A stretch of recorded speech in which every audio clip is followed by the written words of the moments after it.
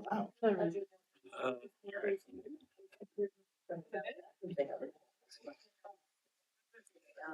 Goes to the. Turn down a little.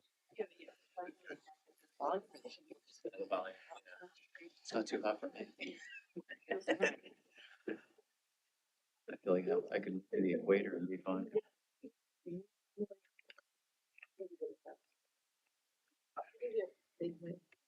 All right, we can get started. We're all set, right? Good, Tony? All right, good afternoon, everybody, and welcome to our first reading of the year. Happy New Year, everyone. Happy New Year. So, our first order of business tonight was gonna do a few, decisions. Our first decision is Hunter Milligan, 27 Howells Road. The board has a decision on this hearing, and, we have, uh, voting in favor of the variance. So I'm gonna make a motion that we go ahead and accept that decision as written. Have a second? I second. Second by Jim. John is good? Yep. Dan's good. We have all in favor. Good. Thank you. Welcome, Jim. The next one is Scott and Vanessa Goldstein, 520 Dune Road. We also have a favorable decision on that, so I'm going to make a motion that we go ahead and approve that variance as that decision is written, that variance. So I have a second. Second. John, all in favor? Thank you. Okay, you're welcome.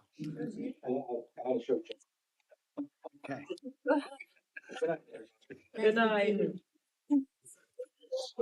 Now Nick is out of here. Yeah. I need a second. All right, we have our first holdover on our agenda tonight is Jim Badzik, 27 Sedgwick Lane.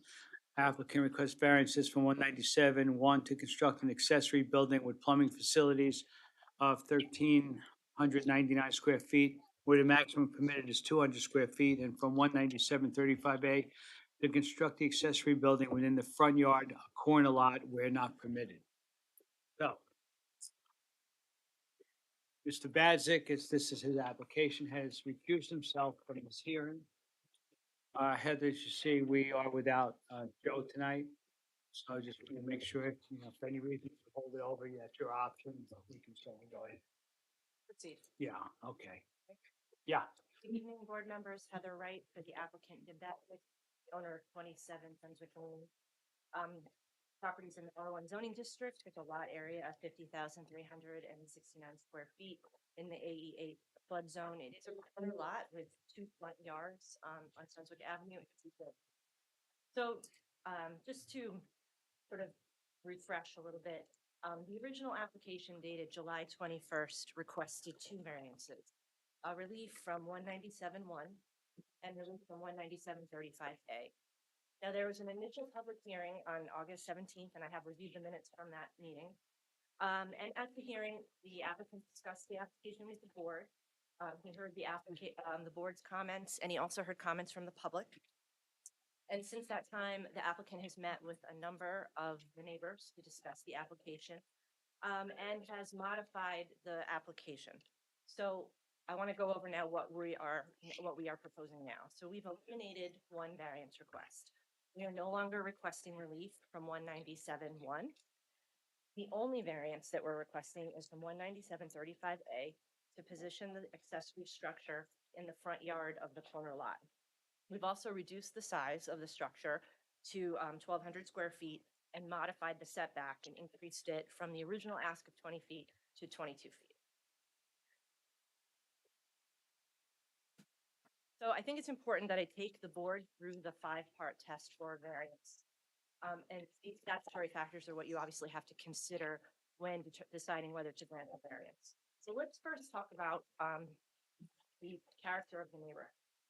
First, I want to make it very clear that this is an accessory structure, and an accessory structure is a common structure in a residential neighborhood in the R1 zoning district.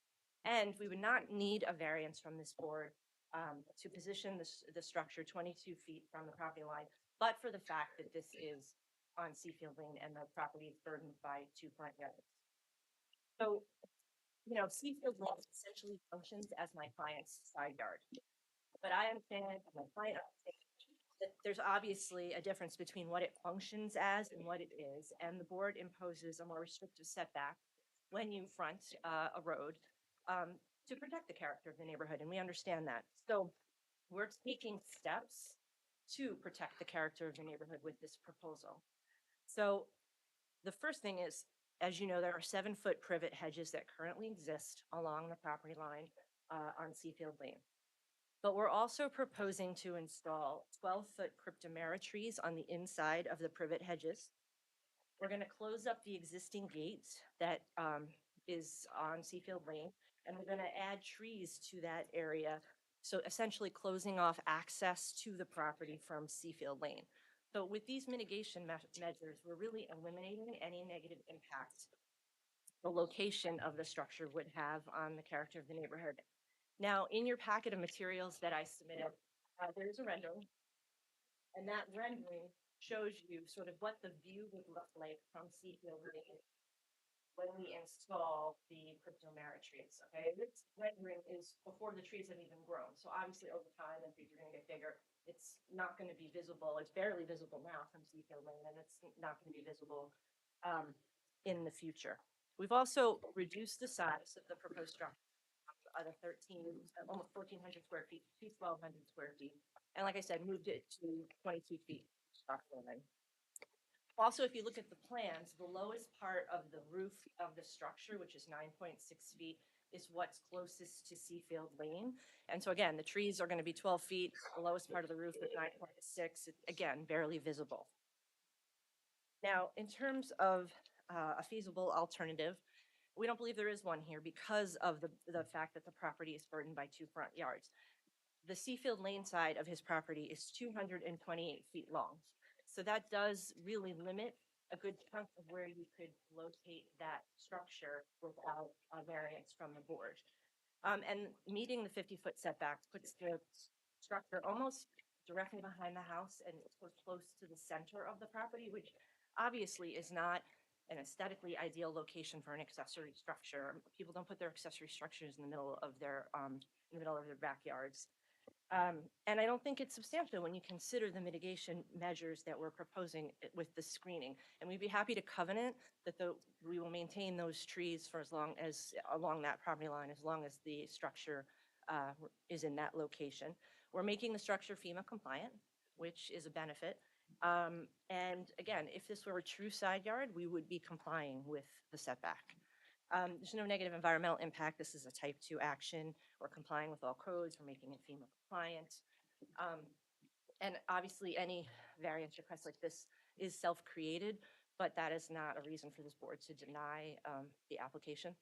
So, I'm happy to answer any questions about it, but I think we've made some real effort here to hear the comments from the board, hear the comments from the public, and modified our design. So I'm hoping that this gets us where we need to be.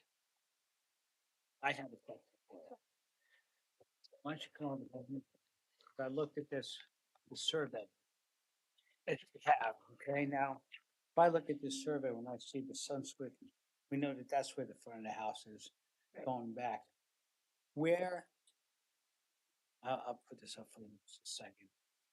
Okay, where the current building is, here, you're gonna already lift it and move it. Yep. And then you're gonna build around it. Yep. Why can't you leave it where it is, turn it, and come this way with it, like I kind of just quick drew it? That puts it in the rear yard and eliminates any variances.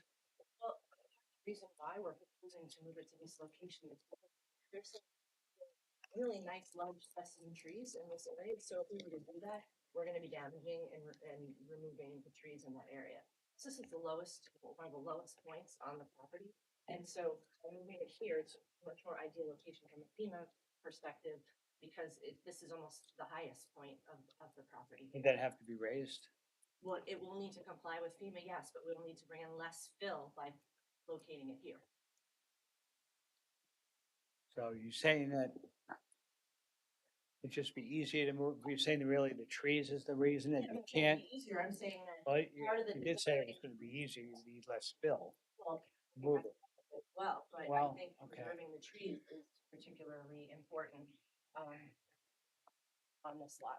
Mr. Chairman, can you state for the record where you're, because nobody else knows where Yeah, you're I pointing. know where I'm doing is I'm putting it right where the existing, I'm asking Heather why, exactly where that existing studio is now. That can't be turned 90 degrees I got you. and then expanded and have the exact same building. Since you're already moving it and rebuilding it, you can move the entrance easily and have it lengthwise in there, so.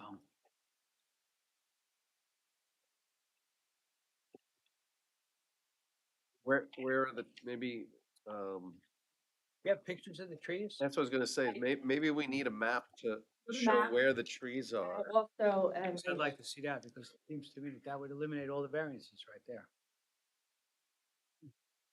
have, an aerial. Let me give you that first.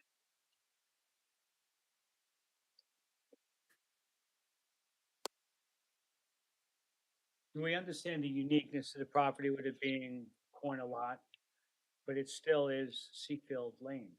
I understand that, but when you, I understand it's Seafield Lane, and that's why we're taking the measures that we're taking to pretty much make it so that you can't even see the structure from Yeah, Seafield Lane. I understand that, but I think we need to see, Yep. you have that stuff, I'm sure. It goes to the alternatives, really. That's the big question. No, I understand that, but that's just one factor in the balancing test. And the character of the neighborhood here is an important one.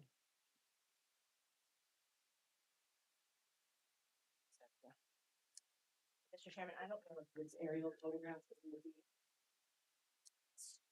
I haven't written one. I have it in the file. I have pictures.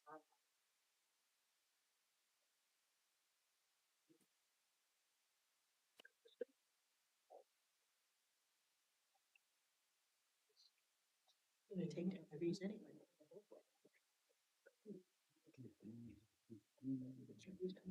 Like they're gonna.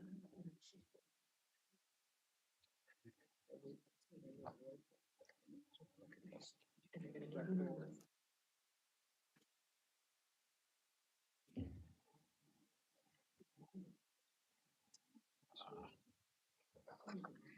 And then Heather. Hmm? Actually, making, you have that. So I These are extras there. apologize. Oh. That's something, huh?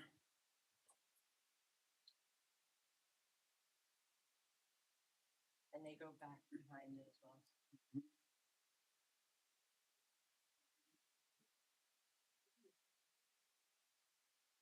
It's hard to tell. Yeah. Yes.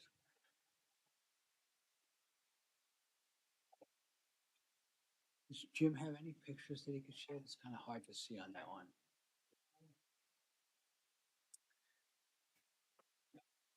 Let me get that back. And what kind of trees are these? Like, I think we need to make a record of that. Like, what is it that's, I mean, are these trees that can be moved or are these trees that are 100 years old? Like, what are we talking about? Can you take a look at? I don't know yeah, Dean Van Tassel. You know, I don't know the species, but I know that they're 60-foot trees that have been there probably for the last 7,500 years.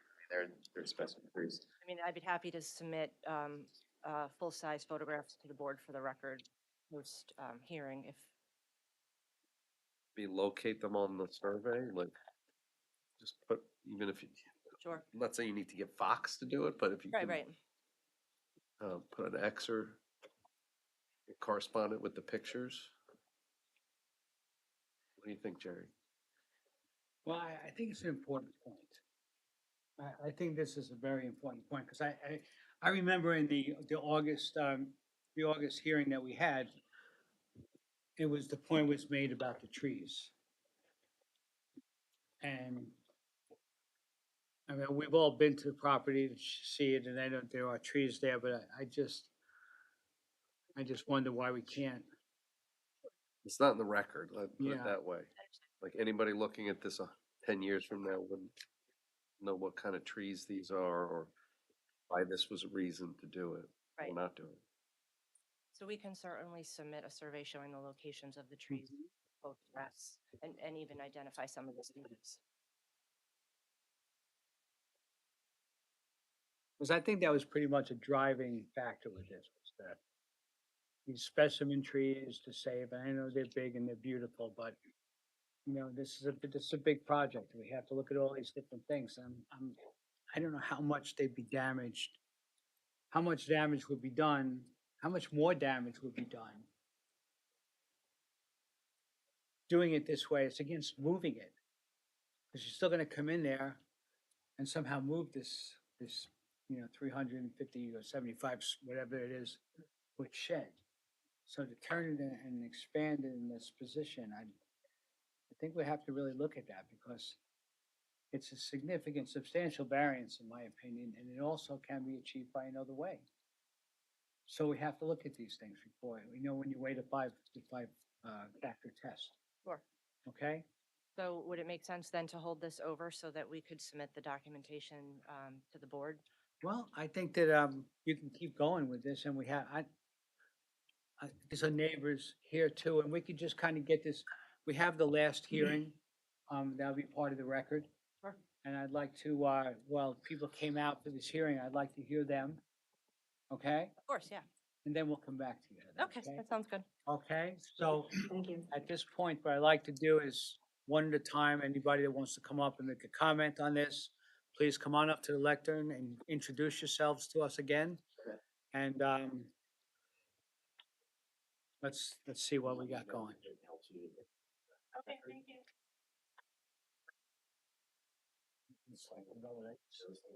Sure.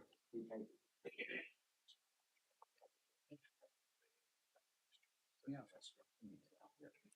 There you go.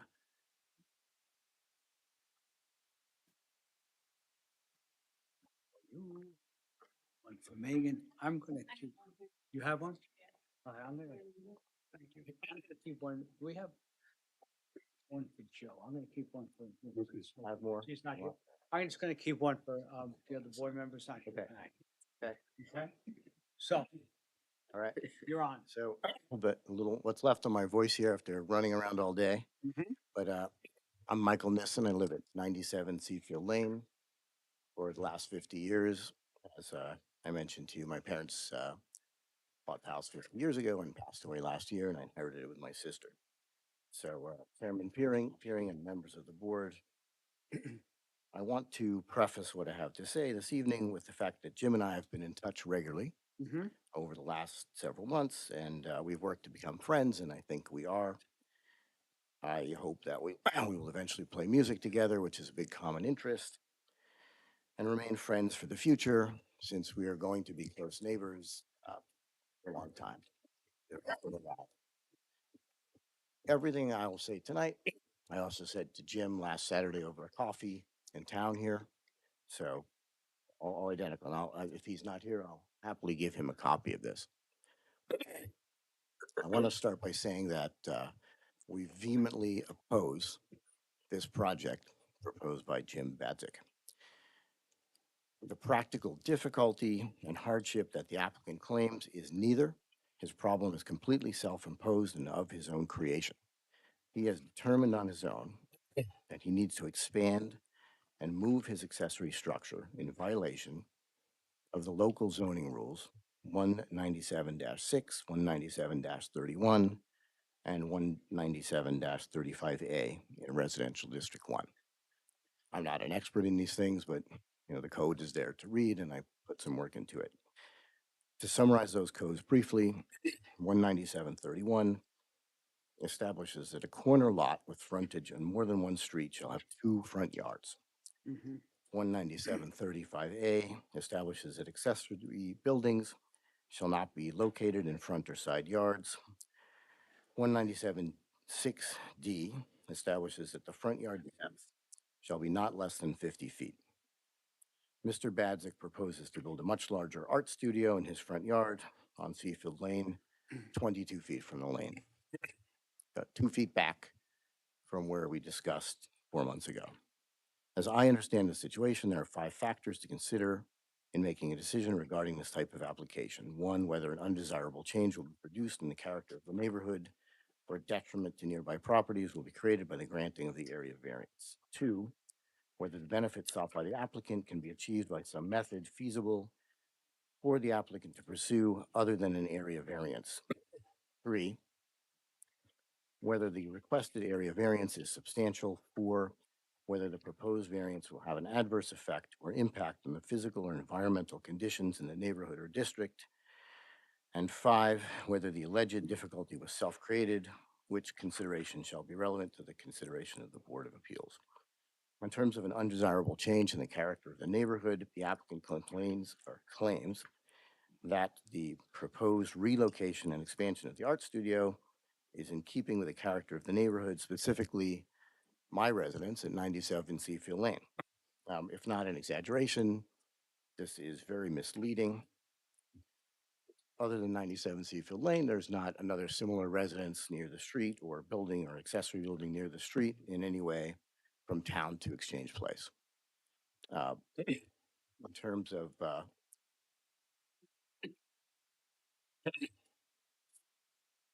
second. Furthermore, my house, 97 Seafield Lane, was built in the 19th century as a carriage house, which predates the local zoning code. From my conversations with old Mrs. Cox, who lived across the street when I was a child and who grew up on the street, the lane was not even paved when she was a child. As somebody mentioned in the board meeting in August, the street was built to match my house, not the other way around. So that's, that house was a carriage house. It belongs on the street. And it was made into a residence many years later. To grant this variance would be the extreme exception and not the norm on Seafield Lane, and would change the character of the lane. The structure would also create a significant detriment to the structures across the street, one of which is my house. My second floor windows would look directly at it, regardless of screening with trees.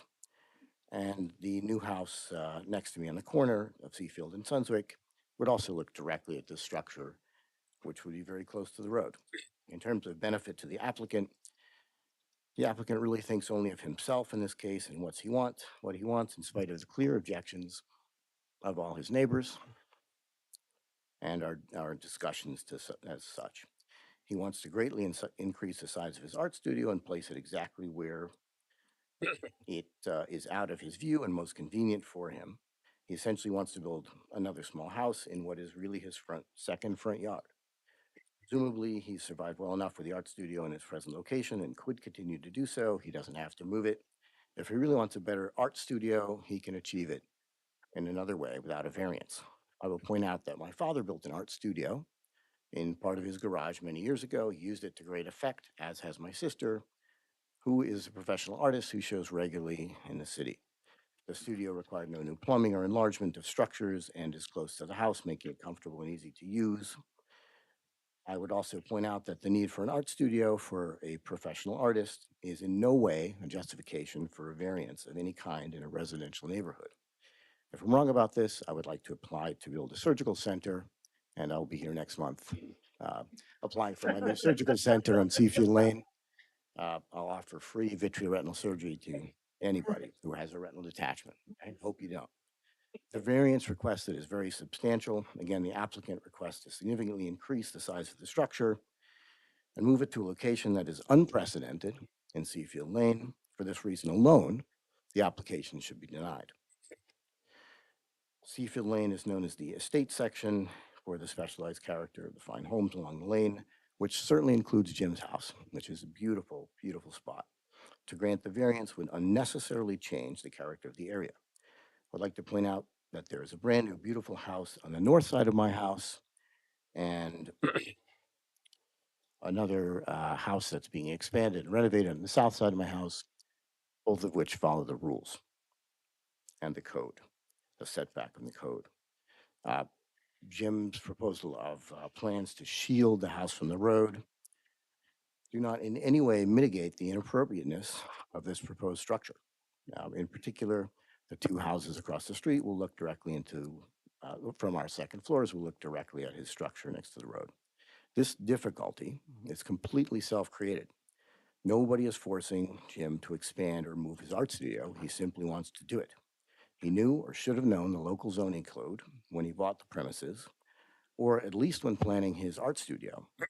The variance requested is huge and out of conformity with this special neighborhood. The applicant has mentioned the August 23 zoning board meeting, talking about trees, limiting his placement. As much as I love old trees are in no way a justification for this variance. He wants to build this structure. Either he can build it or not. If he wants to build it in a certain way that the trees limit, he can take down the trees. They're his trees. I may choose to extend my pool next summer while I renovate my house. There's a tree that I planted 44 years ago. It's a magnificent beech. I planted that tree, and I might have to choose to take it down, or I don't get to extend my pool. And that's that. I mean, the rules are the rules. Trees are not an excuse in any way to have a variance. As I mentioned earlier, and I'm sorry, Jim's not in the room. I hope that we stay friends. I hope that we can become friends. I want him to have a great art studio. However, to build it, he will have to follow the code like everybody else. So for all the above reasons, I request that the zoning board deny this application in its entirety. Thank you very much.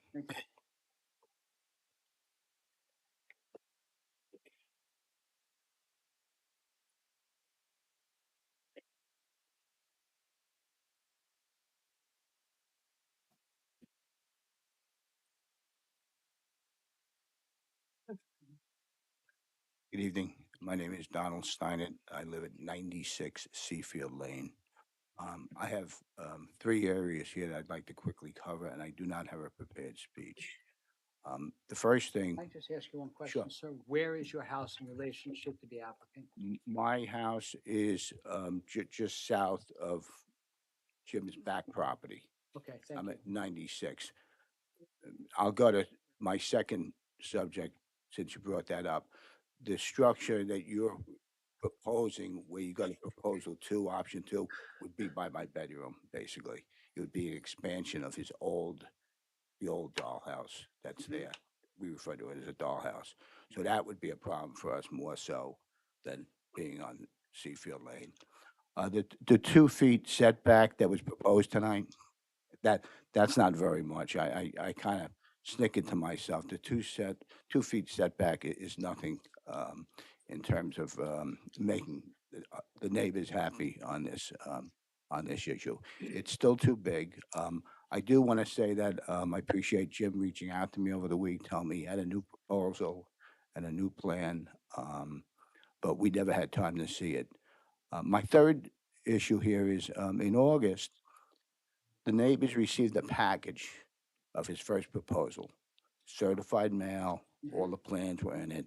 Okay, wouldn't you do that for a holdover also? Because some of the neighbors were not advised in a timely fashion. No. we No? don't have that. Okay, that was So my this is question. just a continuation of the Okay. hearing. Okay, However, should we need to, and I know that Jim would share it with you. well, Jim was willing to do it, but I know that other neighbors were notified in a timely fashion. I just thought that procedurally, you would, since the plans have changed, you would send neighbors new plan in a certified format. No, sir, we Okay, require that of them to do every step of the way. That's what the public hearings are for. You're notified, and as the alterations are made, they happen here. So, okay, Except when the variances get more severe or worse. In those okay. cases, we do re-notify and re-advertise, but in this case, the changes are going in the other direction, so. I see. I see. Okay. People weren't interested in the first application, there's little reason for them to be interested. My, The my, theory. my other issue with this too is that my understanding is the artwork that is created in this facility is eventually sold. Is that correct? Do we know that? do not know. I would be speculating, sir. at that. Okay, I mean, you might not have people coming in and buying it and so forth, but maybe through transportation and so forth, it's sold. So to me, that would be more of a commercial You're building. thinking that this is a retail Well, store? I'm not saying it's a retail, but where does the artwork go after it's made? That's really not an issue for No. us, to be honest. with No? you. No, sir, it's Okay. not. It's not going to be a place where you're going to have people coming in I- to buy. I said it wouldn't. I said it wouldn't. No, Oh, so no, I what- wouldn't say. But if you box it up and you ship it out, What they um, choose to do with it is. okay, okay. So it doesn't matter if that building is being proposed and being built for purpose of profiteering, it doesn't matter. No, that has nothing to do with us. Okay, Okay, now if there's a retail store on the site, that's different. that's a whole different I story. understand that. Okay. No, we know that's not the case. She takes the great part in the summertime. Right. That's totally up to them. Okay, Same well, with- in closing, it's still too big. It's too close to Seafield Lane. And the second proposal that you had mentioned earlier is completely out. He might as well build it on my bedroom. I mean, I would point out something to you, sir. What I'm proposing doesn't require a variance. I realize that. He can do I, that. I, He can do I, that I as a- realize that. I would hope that he would, and I think Jim would do the neighborly thing. I do. I hope so. Okay? Thank you very much. You're welcome. Is there any other neighbors here that want to make a statement about this hearing as we move along?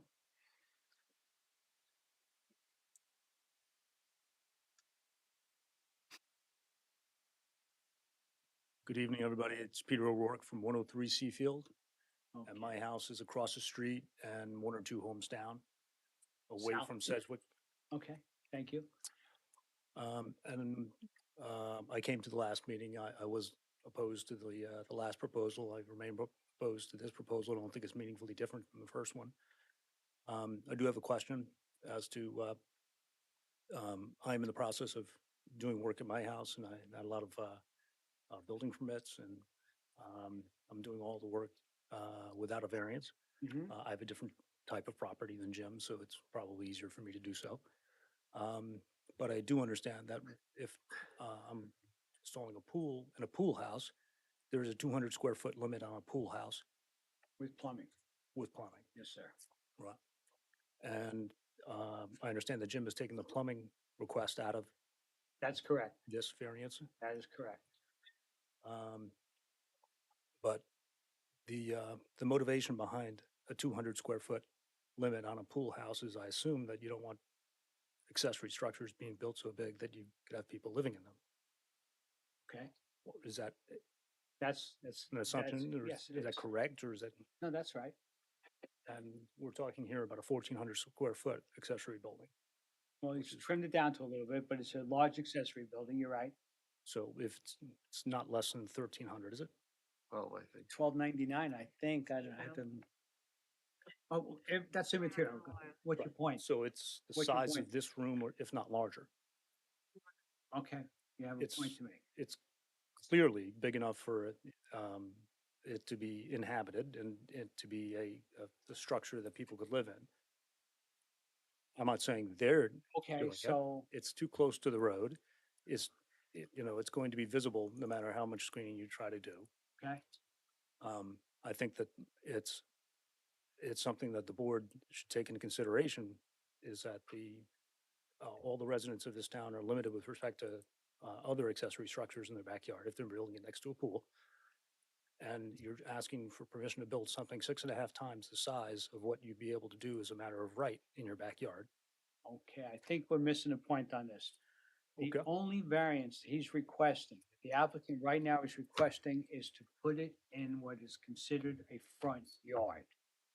Not the size. He's withdrawn the plumbing request. In the application that the attorney has submitted, they're willing to do covenants. There will never be a habitable space. And so it's focus on what we're talking about here. They have two front yards. This is going to be in a Yeah. front yard. That's the only variance they're requesting. Okay? The plumbing, the size, it does not factor into this right now. As far as a request from relief from the zoning code. And the home, the new space. Yeah. It is not subject to any type of overall size limitation That's not because subjected to this variance right now. it's an accessory structure, or is it? Correct. And a pool house varies from accessory structure how? Oh, a pool house can be bigger, you just can't have plumbing in a pool house that's, or any accessory structure that's over 200 square feet. So there's not gonna be plumbing in this, that's been withdrawn. So there'll be no slop sink, no toilet. Not gonna be any plumbing in this accessory structure. Okay, Well, so in that sense, then, I'm That still sense, not- opposed to a 1,400 or 1,300 square foot building with or without plumbing, okay, too close to the road, and it's a front yard variance, and and that's what otherwise we're here for. non-conforming. We're here for the Right. front yard variance hearing, correct?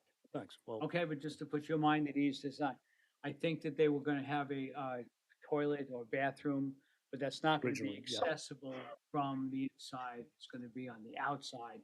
The same as we've done in the past with pool houses that are over 200 square feet. So we had a recent one 2 months ago where we had the applicant wall it off, the plumbing facility, because it was over 200 square feet, so that's not an issue before us right now. The Okay. issue before us right now is the variance in the front yard. perfect. And in terms of the front yard variance, I'm Right. opposed because I think it's too big and too close to this. I understand, Much that's your right to voice that, but I just want to make it clear to you that these other things are just not on the table for us. Okay? So there'll be water run to the building, but it'll be outside. If there's, if they were to get this and able to build it, there would not be toilet facilities, water facilities in the art studio itself. It would be in separate entrance around the side. That would be under 200 feet. So it'd be like an Is it an outhouse? outhouse? So like an outhouse on a? You gotta Please, come you up guys- if you guys wanna can't ask do that. questions. It's not an outhouse. I mean, that's, no. Okay? There's a building, there's I the get it. art studio, Mhm. okay? And attached to it, with a wall separating it, Right. like a separate apartment, if you would. On the outside, there would be a bathroom. Okay? That would be less than 200 square feet. It's not gonna be in the same structure, not gonna be in the same, Nor can I imagine it's going to be very attractive or in a, Excuse me? it's not going to be an adornment to our community, that's for sure. okay, well, this is why we're here. Right. Okay? Mhm. Thanks. If I made that clear, I mean, you still seem like you're not clear on them what we're talking about. I know he's withdrawn the application for the oversize, as you mentioned, because that was because of the plumbing. But I don't understand why he can build a 1,400 square foot accessory structure without a variance, whether it has plumbing or not. He can't, that's why we're here. Unless he puts it in a conforming location, then he can. And that's what we talked about, and Mr. Okay. Steiner, I think, is the next Right. door neighbor, and that wouldn't be good for him. But that's something that the applicant do as right, put it there. So this is all part of the balancing test that we're doing, why Correct. we're here. I appreciate it. Thanks for an opportunity to speak. Thank you for your input. Who's next? Let's move this along, folks. Anybody else have a comment on this? Yeah. Please come on up and, Dee Dee and Adam Hutt, we are at 89 Seafield, which is the new house on the corner of Seafield and Sunswick. Mhm.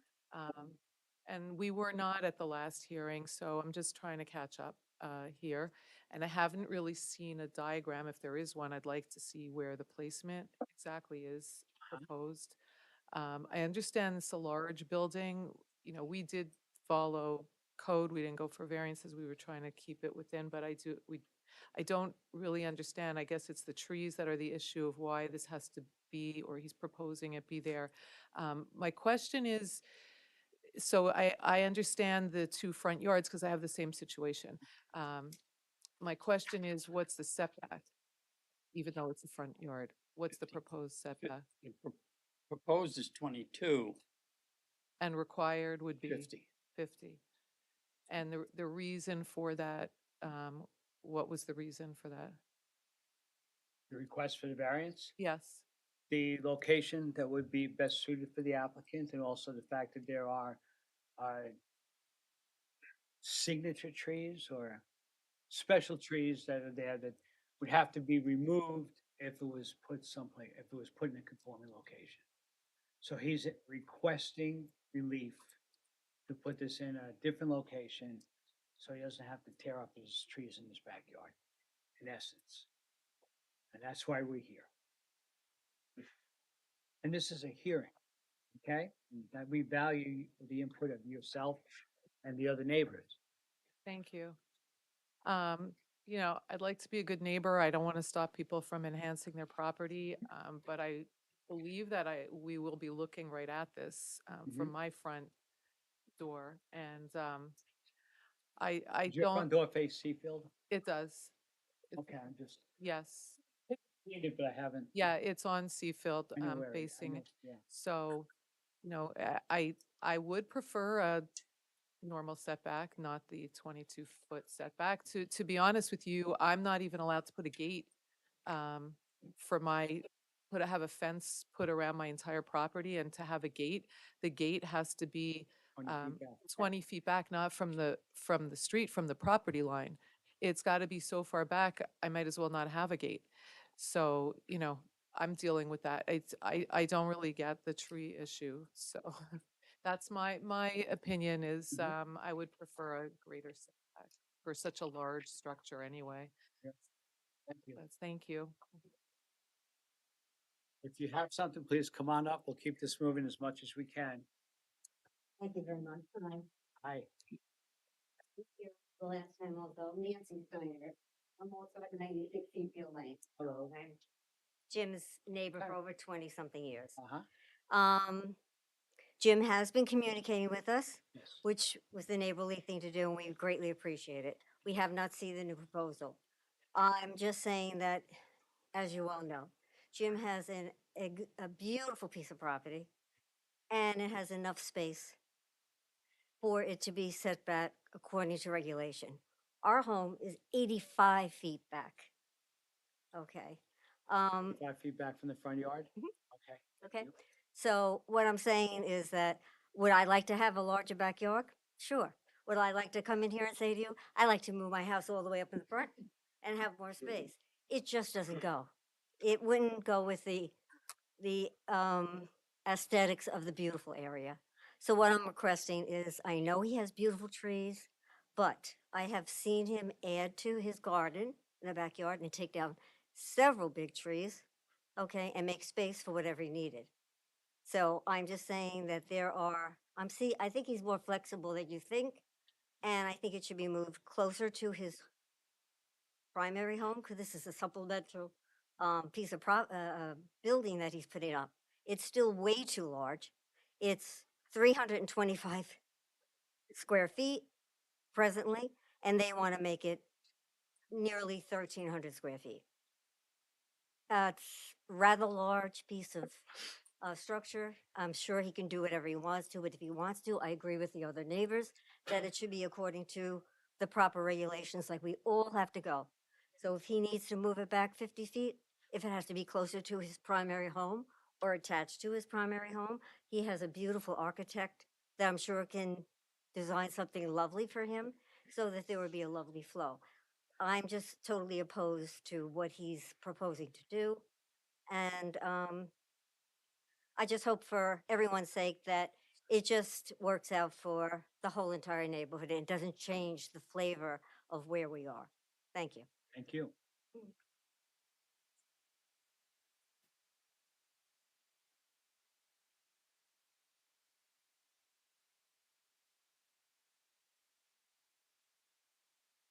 Hi. I'm at 107 and 105 Seafield Lane. I'm sort of diagonally across from the piece of property. And I think that you're onto something, Gerard, about the fact that we're looking at the future here and what we're looking at as a very substantial structure that, hopefully we're around 30 years from now, but what will that structure look like and how might it evolve? And I think that that's something that we should also think about. I mean, that's a very, I mean, some people's homes are that big. I know my home on Seafield is one of those small ranches, and it's about 1,500, it's less than 1,500 square feet. So this is a very substantial piece. We're also talking about variance, which is going to be right on the road. 20 feet is just not even from here to Brad. It's very close. And I mean, when we look at the actual footage, on how close it to the road it is. If we were to look at a piece, piece of string, how big it is, 22 feet, that is very substantially close to the road. Regardless of trees get big, trees have to be taken down because they may overgrow on the structure. So there's, I think, a lot of things that the board needs to consider when they're looking at this big piece of this big structure. And I would appreciate you thinking about in the future, not just today when they're going to be able, when Jim's going to be able to enjoy it for himself, but really what the future is going to hold for the Seafield Lane. And Seafield Lane is one of the nicest, very, very pretty street on, and my parents were fortunate enough to purchase on that street 50 years ago. They would never be able to afford it now, nor would I. But it has a certain character, certain character to it. And I know that, that's an important part of Westhampton. If we continue to look at variances after another, we don't want to start looking like we're overcrowding the different pieces of property that we so are fortunate to have. That's all Thank you. I have to. Are we all done with anybody else to have comment on this issue? Can I read mine again? You want another turn? Read the same thing again. The one thing I want to thank you folks for all coming out and voicing your opinion because we do value that. We all, every one of our board members here, we all live in the village, so we have a very high value of what's happening here. But also, I just want to point out one thing to you is that I don't want this to become personal against the applicant because we all have the opportunity to make a request for anything we want. Any one of us you want a helicopter pad in your front yard, you can make that request to the zoning board if you want to go through the steps. Doesn't mean you're going to get it, but you still have the opportunity to make that request. And that's what Mr. Badzik has done. And I know he serves on the board with us and he understands that and we understand that. And we value your input very much. I want to thank you all for coming out. Heather, you want to, To clarify a couple of things for the record. Okay. First, there was some discussion of the use of the building. I just want to put that on the record that the use of the building is totally irrelevant so long as it is an accessory structure and meets the definition of accessory structure in the code, which is something that is incidental and subordinate to the primary dwelling. Okay, so we have agreed to covenant that the structure will not be habitable. And also, if you look at the plans, it's an open room, like open one room. It doesn't have bedrooms or rooms or anything like that. So I want to put that on the use doesn't matter, and the size doesn't matter. I just want to make sure that's very clear. I know you said that, Mr. Chairman, but the accessory structure, there's no size requirement in the code, but for the requirement with respect to plumbing and pool houses. Right. So you and I can think have, that was a little bit confusing. I think it was. So I just want to make it very clear that an accessory structure can be of any size so long as it is incidental and subordinate to the primary structure. And finally, I just want to state that I don't think it should be lost on the board that if this were a side yard, the setback would be 20 feet. And so, because the setback would be 20 feet, and it would comply, we understand here, because it's on Seafield, we do need to take mitigation measures to protect the character of the neighborhood and to respect the fact that this is more than just a side yard, even though it might function as my client's side yard. And so that's why we've proposed the significant mitigation measures that would shield the structure from Seafield Lane and preserve the character of that beautiful street. And I also want to point out, just for what it's worth, I think that with your proposal, if you were to locate the structure where it currently is but shift it, that would be more visible to many of the neighbors from their homes than what we are proposing now. But like I said, I'm happy to hold this over and provide the board with some additional information about the vegetation and the trees that are on the property. I do know there's three very large spruce trees that are there. I got that, but I can mark them on a survey and get you some pictures if that's something the board would require for the record. I really think that's an important point to make here as we go forward, yeah. Okay, so Okay. that'd be good. Can I just chime in one thing? Because I think because you said some things about the size and it's now been brought up. The applicant does not need a size variance, but that doesn't mean necessarily it is completely irrelevant to your review. Mhm. Because it could impact the character of the community or the substantiality. The difference between a garbage bin this big in a front yard versus a 1,400 or 13 or 1,200 square foot building in a front yard, they could have two different impacts. And so I want everybody to know, it's not, the size of the building does not require a variance. It's a legal building. The use is legal. It doesn't mean it's 100% irrelevant to the five-factor testing. So, Thank you. okay. Brad? But it also depends that the inside is not being finished, right? That was described to me as like a pole barn, rustic, there's not sheet rock walls, because that is another variance that I would typically, unless it's a cabana or a legal apartment, I don't let people just finish out structures, right? So that's, I don't know, that was clearly stated, and I just want to make sure that we would very much be talking about the size of that in the case, right? But this board has granted, relief for a room over garage for yoga, or a room over garage for Recreational. recreation. Yeah, workout rooms. That stuff would like be, that. if this were to be finished inside, that would be a different variance, but that's not what's being proposed as far as I know. Correct. Did you folks all hear that okay? Yeah. Very good. May I respond?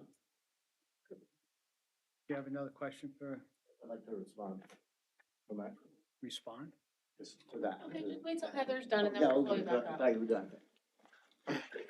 Heather, I don't have any questions right now. Okay, great. I think we've kind of talked Covered about it. what we need to. Do you have anything else you want to say on this? I don't. Okay. So, Mr. Nisser, I promise to be brief. thank you.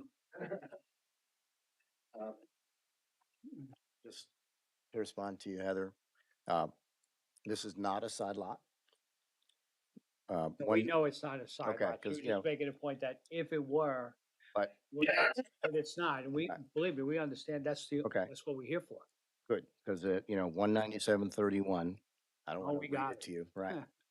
Yeah. And 50 feet, so it's not a side lot, so those comments are not.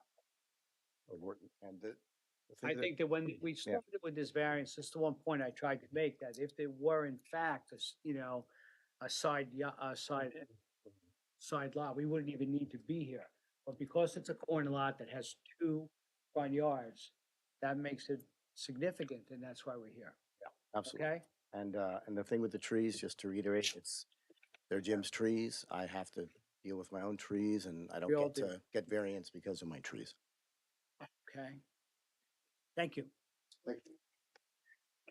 Are we good, folks?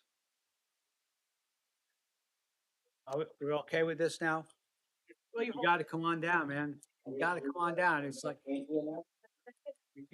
don't have one of those roving microphones here. You gotta come on down with this. Remember this, we're potentially gonna be holding this, we are gonna be holding this over, so we're not done tonight, this is not a closed hearing after tonight. My question is gonna be, to Heather, if you don't mind. Where would the HVAC unit be for this building? Yes. Yeah, your heating, your air What do you conditioning. have on the plans, are probably inside, but I didn't Yeah, even. would see it be on the south side, the north side, the east side, or the west side? Okay. You don't have the answer. Okay, So, wanted to know that. that's okay. That's a Thank good you. question. Thank you. Just thinking, I like that. All right. Are you guys, are we all set now? Mrs. Steiner? So- Come on, you guys gotta line up here because we need to have, we're recording everything. Really, We have line up here. the smallest house in City. Uh-huh, Yeah. Sucks a lot. okay, but once again, we're not deciding, go ahead. I'm so sorry. Now, according to FEMA regulation, I'm concerned about that. Doesn't have to be a certain Yeah. foundation, height. Be a certain height, yeah, Yeah, certain. Because and of we'll- the size. We talk, the size doesn't matter as much as the elevation with Yeah. FEMA regulations. And this property has a little bit of a slope, so It does. his proposal is lessening that impact of the stilts. If it was left back by you, it would have to be up higher. Okay, so this is all part of it. This is not an easy one, No, it isn't. okay? It isn't. So But thank you for listening to all of us. we appreciate you coming out. I mean, really that do, sincerely, thank you know. for it. As I said, it's just a special area, special people, and thank you again You're very for all that you do. Thank you. One, I'm sorry, I just have one thing. One of the things that I wanted you to make sure you look at for the FEMA issue and the slope is that I'm next to the two huge houses on Seafield, the ones that are like 10 bathrooms and they almost look like hotels. And I've got a little ranch that's not, and they had to build up like 10 feet to have these houses. The runoff is absolutely terrible. My whole side yard gets flooded because of it. And if you're looking at the way that this is going to slope, it will slope onto Seafield Lane and possibly to their neighbor's property. Just, I mean, just look at if you can look at that drainage. That would all be looked at. The planning board would have input on that also. Yeah, I mean, definitely look at the drainage because as the bog continues to get, you know, with the foundations and things like that, it keeps moving that bog and then everybody else Sure. suffers around Yeah. that area. So So, you know, you go down that southern part of our village, it's almost like you need a kayak somewhere. sometimes you do, especially at, But those after couple this last weeks. two, Yeah. times. But I mean, one of the things that I think, she talked about trees and things like that, a buffer. You know, 20 feet is really not that far from the property line, for we a tree to be understand. planted Yeah. and that, and with the slope. So Yeah, that's gonna be an interesting, dynamic. right, guys. Thank you. Thank you so much. Heather, we good? You guys are good? So I'm gonna make a motion that we hold this over for all purposes. Second by Dan and Ron, and we're all in favor. Okay, thank you, folks, for your time and Thank you. taking the time and Thank you, Chairman. Thank you. greatly appreciate your interest in all of this and taking care of our village. Here. All righty, so we have other business time, right? Get him back in here. Oh, right. Did you grab Jimmy and tell him to come back in? Want him to come back to work? Oh. Was it work?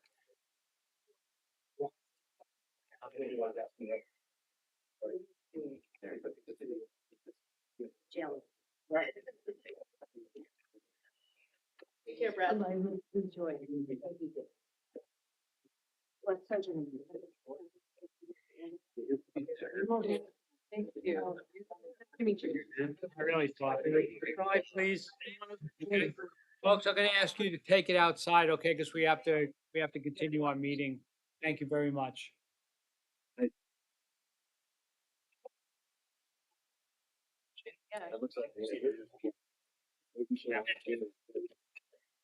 All right, I just. which is, oh, this is a repeat. I'm waiting for Jim.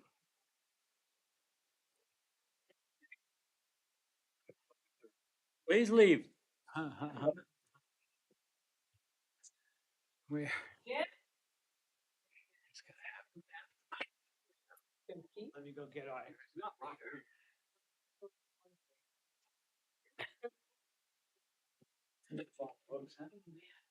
What's next?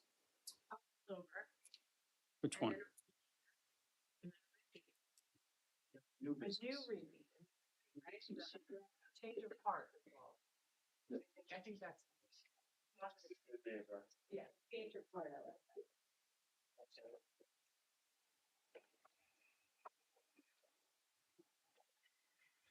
Just wanted to see what it felt like. Your turn now, too. Come on, you wanna switch? Oh, All right.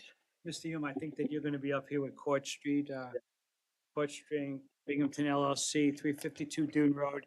Applicant requests variances from 197 AD to construct a new dwelling with proposed side yard setbacks of 15 feet where the minimum required is 20 feet, with proposed combined side yard of 44.7 feet where the minimum required is 15, also from 197 AD for a proposed rear yard setback of 72.8 feet where the minimum required is 75 feet, and from 197.35C for proposed accessory deck setback with 15 feet where minimum required is 20 feet. For the applicant, James M. Hume, 323 Mill Road, Westhampton Beach. Mhm. Good evening. As indicated, we're here to talk about 352 Dune Road again. You may recall that we were here before. There's an existing one-story structure on this property. Yes. And in order to accommodate changes that are being made next door, in order to end up with a new home rather than just adding on a second story to an already existing home that had a few wrinkles and warts. The client ultimately decided not to proceed forward with the variance that you granted for the second story, and has come before you today for a whole new two-story building on the subject premises. As you may recall from this application, as well as the application to the east, um, this particular property is significantly challenged by wetlands and being also a very narrow lot. The lot itself is a little over almost 48,000 square feet, but it's only 66 feet wide, and of that 48,000 square feet, there's only 10,000 square feet of upland. So it's there's a very small area of opportunity to construct this home. We have essentially proposed to construct it. It's essentially the same footprint as the existing home. On the one side, there is a 15-foot setback for a portion of the home, although the rear portion of the home, even on that side, does step out towards the north end of it to a full 20 feet, and it meets the code on the other side. Although it does not meet the total side yard for the same reason. The rear yard is at 62.8 feet, but if you look carefully, that's just the southwest corner of the property, because the house goes straight across the property, but the shoreline goes further out. You very quickly get to a point that's 75 feet back from the property line. So it's only that little corner really of the southwest portion of the proposed house. That's at the 72.8 feet. So shouldn't we be looking at the 72 feet is the smallest area? The Yes. shortest area? The shortest, Okay. yeah, 72.8, which is 1.2 feet. But as you move further east along that side of this property, it very quickly gets to 75 feet and then beyond because of the angle Yep. of the. Okay. And also, there's an accessory deck that's proposed that is 15 instead of 20 feet on that same location. But as a result of the challenges that the width and the wetlands, mainly the width in that particular regard, there's not a lot of room to get a reasonably sized home and a reasonably sized deck, and there's really no opportunity to make it narrower and longer because then you either run into the wetlands or to the water. So We're virtually going to build this Pretty same much, footprint. yeah. I figured, I think roughly, I thought it was 444 square foot increase altogether. yes, yeah, the house is it's about 8 or 9 feet longer than the existing house, but Okay. in all other regards, it really meets the Pretty much what Yeah. setbacks, I'm Yeah. looking, the setbacks look pretty much the same except for that. and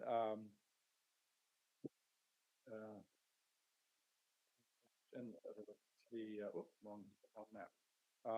The lot coverage is going from 5% to approximately the same lot coverage, so it's not, Yeah. It Looks like looks the same 5%. anyway. Okay.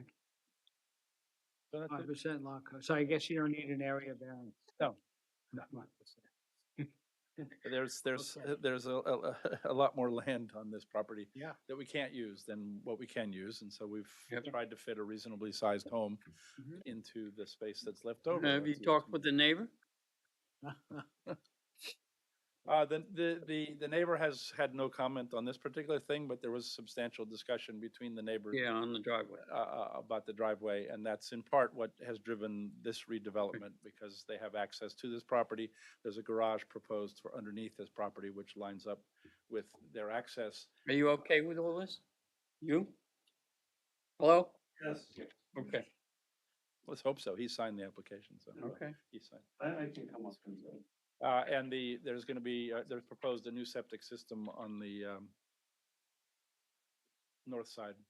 And the existing septic system, which is on the east side, is going to be, used for, contain the drainage off of the new structure, which I believe is something that the health department, has in more recent times been amenable to, as opposed to removing it, but. So it all seems to fit nicely into the space that we have. So that's the application. Okay. Yeah, I don't have anything else on this I don't one. have anything. All right, thank you. We're pretty familiar with this property. Yes, you are. You have anything you want to say on this?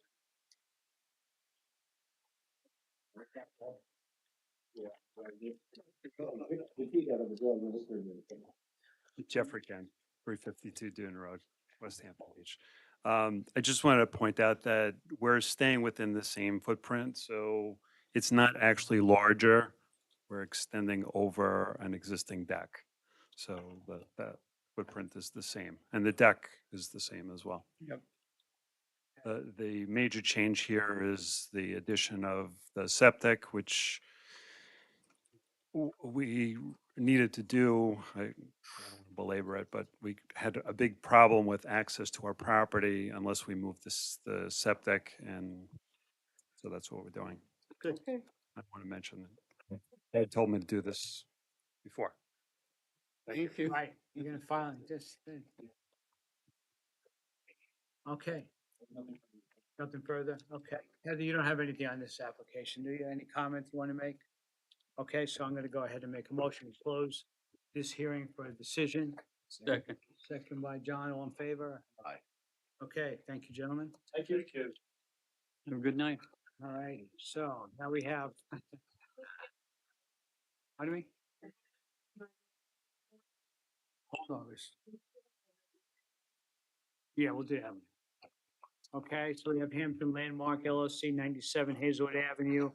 Applicant requests variances from 19711A for proposed taxi limo establishment use where not permitted from 19729C4. As proposed, additional non-conforming use represents a prohibited alteration of area previously occupied by an existing non-conforming is proposed to be devoted to another non-conforming use.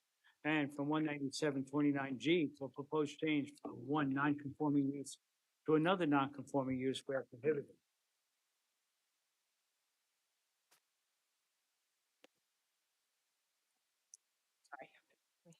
There's a lot more on the agenda than this.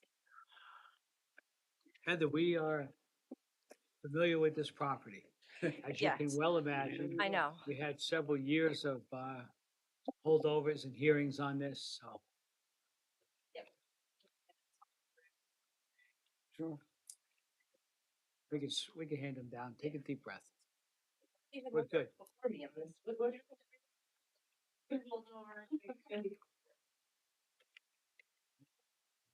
Weren't ready to go, huh? Jeez, I'm so sorry. I got it. And keep one of these for Joseph. That's the law.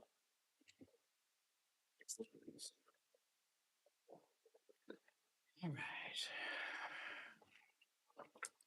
Okay, so Heather Wright for the applicant Hampton's Landmark LLC. So yes, I understand the board is very familiar with this property and I'm not gonna go through it all with you again. my client is a contract ND to purchase this lot, at 97 Hazelwood Avenue. You know, the owner of the premises, as you know, is Alyssa Anderson Kuntz. The board spent 4 years determining what use was pre-existing non-conforming use, and then granted in the 2019 decision one additional use for what the Twin Forks Oil Company, an additional contractor use. So that decision was issued in 2019, and then the owner was supposed to go back to the planning board and finish up the site plan and implement the site plan elements. For whatever reason, she just wasn't able to and didn't have the wherewithal to do so. So fast forward to now, the property's got some issues. I believe it has some violations. The variance is expired. And so really the only thing she could do was sell the property. So Yeah. that fast forward, that's where my client comes in. My client is Hampton Landmarks LLC, and our contract is contingent on, and and part of being here tonight is to kind of discuss with the board how to handle this or what the best way, if there is a path forward. I don't know if it's a reissuance of the variance decision that was issued or a renewal. I mean, I guess it's expired, so I guess it would be a reissuance. But our contract is contingent on that taking place, plus my client's ability to run their business at the property. So I want to just talk to you a little bit about my client's business, which is a local high-end transportation company. They provide chauffeuring services to clients in the area, and they've been searching for a really long time for appropriate office space to operate their business. And I'm sure you're all aware it's pretty difficult to find good sort of office space that's not, you know, he doesn't need a space on Main Street or, you know, doesn't have clients coming in and out. But I also wouldn't categorize it as an industrial type use or a real heavy contractor use. I would say it's more like a commercial business services type use where you need like an office, maybe 1 or 2 employees as a dispatch to take in, appointments, and then, you know, to have some storage, and then also have a place to park some of the automobiles that the company has. How many are we talking about?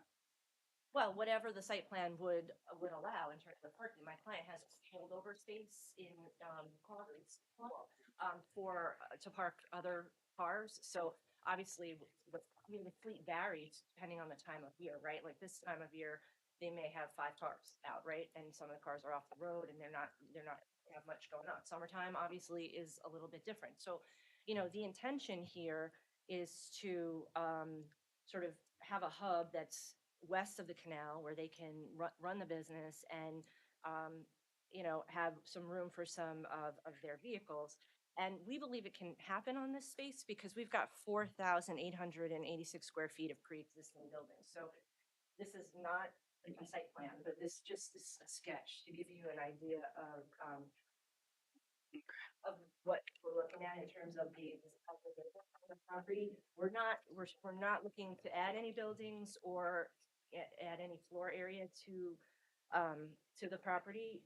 We're just trying to make use of what is there, and we would love to be able to clean it up and implement whatever site plan requirements the planning board would require. But if you look at sort of what we sketched out here, you've got tenant 1 is the existing is it the oil? Yeah, the existing fuel oil company in the blue, right? Right there. Yeah, blue. And then the tenant 2 is the pre-existing use, the Turnbull and Cooper roofing, right? And so what we were thinking was the area in green or some sort of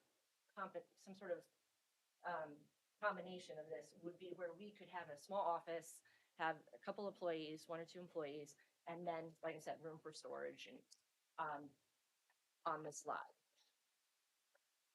So, you know, when you go through the long, arduous process that the board went through back in 2019 to make this decision, I don't think anything has really changed since then, except for the fact that the owner hasn't been able to sort of complete the process, right? We don't have, we still have commercial uses flanking the property. We've got the concrete plant with crane practically hanging over the lot.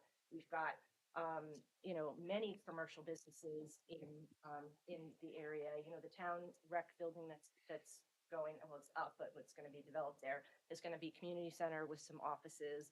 You go across Old Riverhead Road, you've got 91 Old Riverhead Road. They've got, I think, 4 or 5 different businesses in there. I understand it's all different zoning, but what it is it kind of creates the character of the neighborhood, and the character of the neighborhood is the reason why nobody can get a reasonable return on on this property with the current zoning that it is.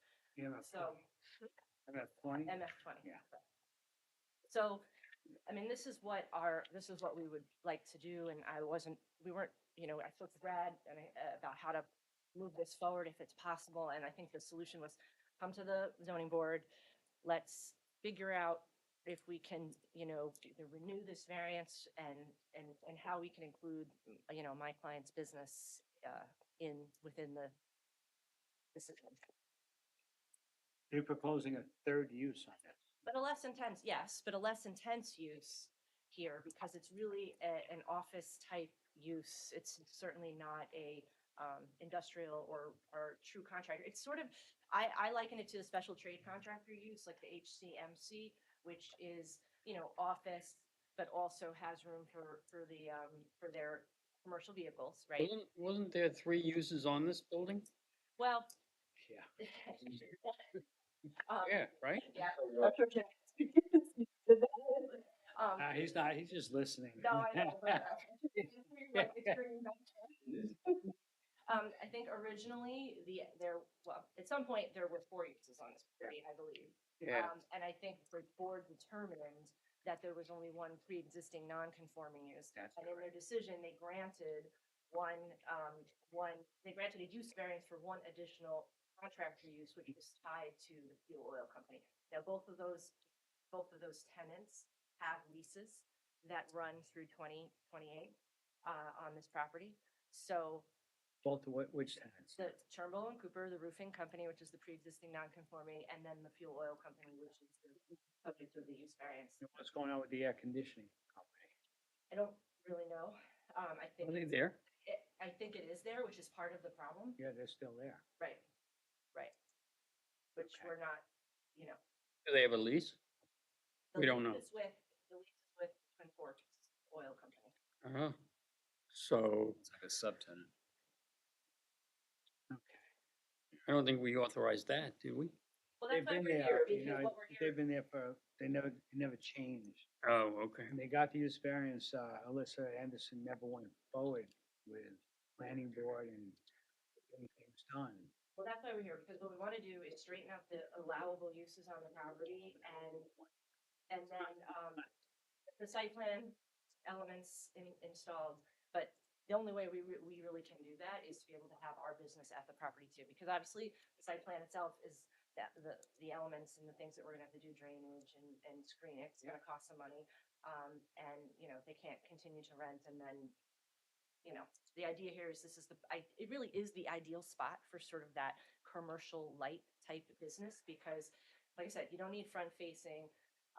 You're not going to put a residential house on this lot for sure, but it would be nice to have something that you could even design to look a little bit like a house, you know, and sort of. It'd be nice, you got a couple nice houses across the street there, look at this. Yeah, exactly. I know people there take really a lot of pride in taking care of their property. Yeah, they do. And they do a beautiful job here. See them out there all the time. And, you know, my client owns other property in the village and has done a really good job at, you know, cleaning it up and making it look nice and Yep. intends to do the same, would like to do the same thing Let's here. talk about your third use that we're proposing. What can we expect with that? You're gonna have people running in and out all the No. time with cars coming and going? Not a taxi depot. This No. is a limousine type of thing where you contract to go Yeah. the so- city or the airports or out east or things like that, right? Yeah, so this is a High-end high end, vehicles. and a lot of the drivers bring their bring their, Uh-huh. bring their, cars home with them at night, and they take them out for like long periods of time when they have a job. So oftentimes there's a pickup the car for the job. Right from home to the job. Yeah, no one is coming to make Okay. the job. This Okay, night okay, to, okay. It's not a Okay. bus stop.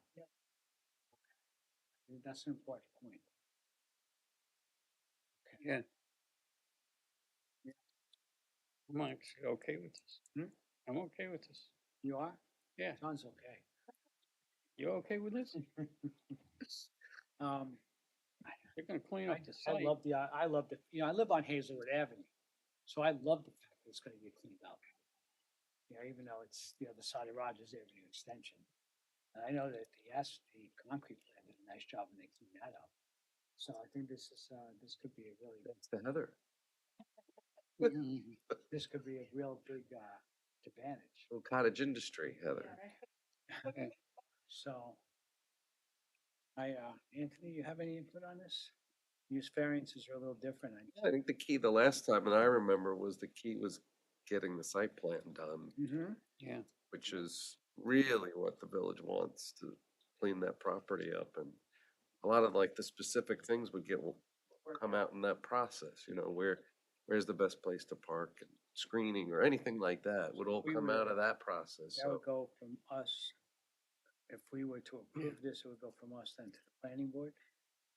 back then we did a coordinated secret review. I'm guessing we don't, that secret review is probably still valid for I would this. think so. So I don't, Not proposing construction. no, they're not. They're not proposing anything different other than the change of use, which I don't think would impact the secret. That is worth talking about though, because some of the buildings there are in rough shape close to the property line. It's something that I might wanna ask what the plans are for the site. Obviously, the planning board's gonna have some input in that, but there might be a future where they're back to you to rebuild square footage.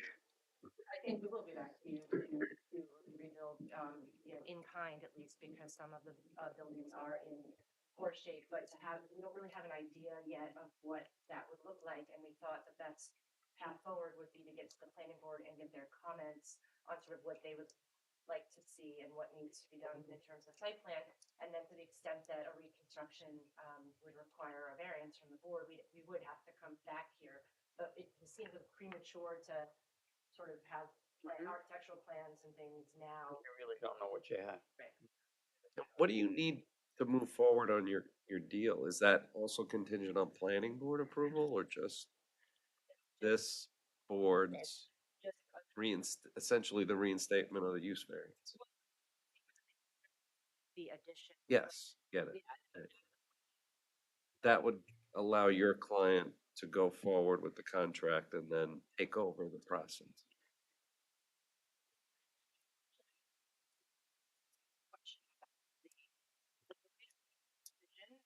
In 2019 was that it was tied to each use that was the one use that was granted in this decision, one is pre-existing, was tied to a specific, like the oil company. Is it a general contractor use?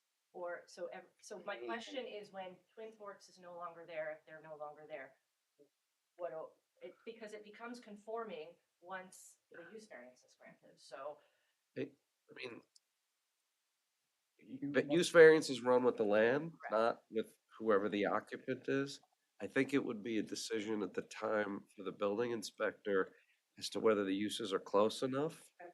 If they deviate too much, maybe you'd be sent back to this board just to, Interpret. yeah, or determine or modify the use variance. But if it's close enough in his mind to the then existing use, then that would be a building inspector call, I think.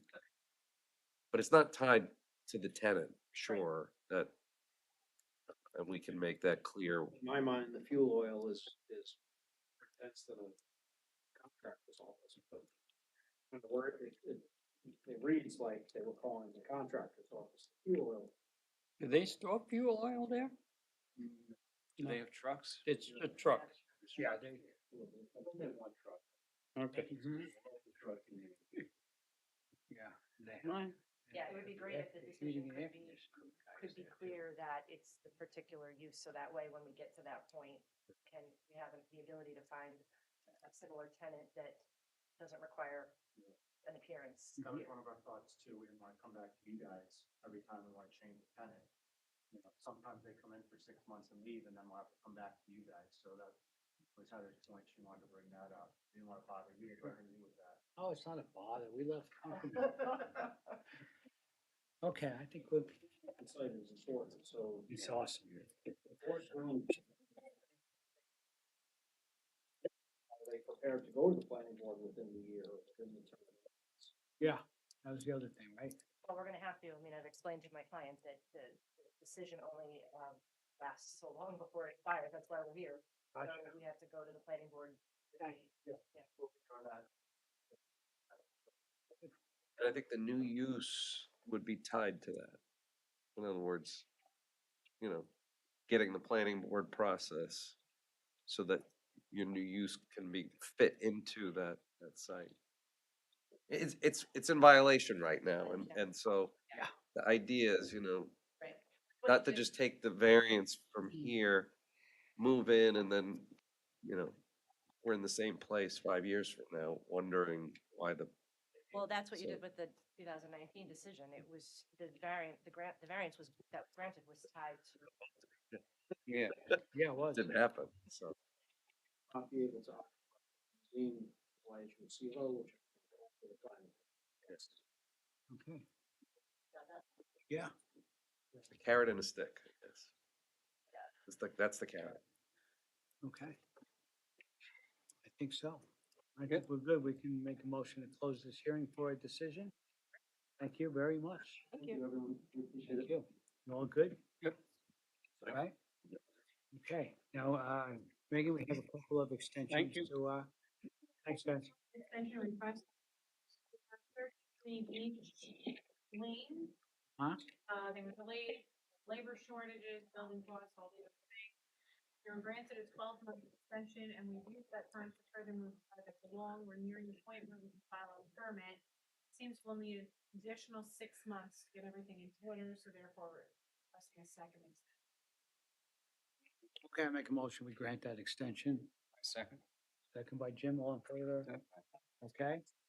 Is there a second one? All right, I guess, right, let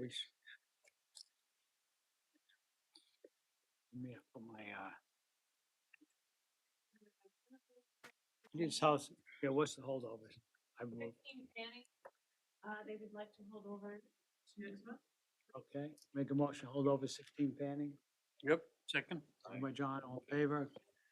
And then, 49 Bayfield would like to be held over to March, please. March? Yes. please. All right, we'll make a motion, hold it over to March. Second. Second by Jim, all in favor? Make a motion to close our hearing, our meeting for tonight. Second by Jim, all in favor? Good job, everybody. A little long.